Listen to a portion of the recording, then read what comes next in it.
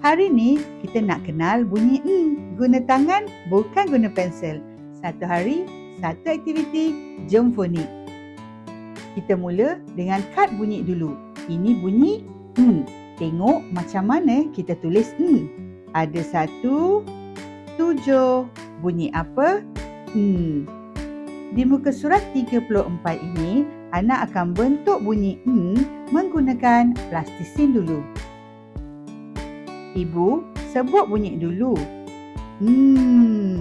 Sambil anak tekan plastisin.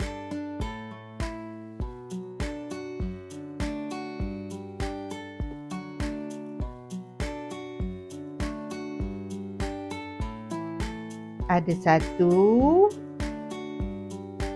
ada 7. Bunyi apa? Tak perlu cantik. Yang penting anak rasa bentuk huruf dan dengar bunyinya. Lepas tu kita buat dengan watercolor pula. Ada 1, 7. Bunyi apa?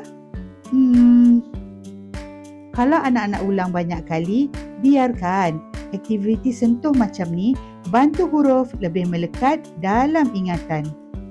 Beritahu dekat anak, kita buat perlahan-lahan ya. Ada 1, ada 7. Bunyi apa? Bila bunyi dan bentuk jumpa, anak lebih senang nak ingat huruf. Ini asas fonik yang kuat.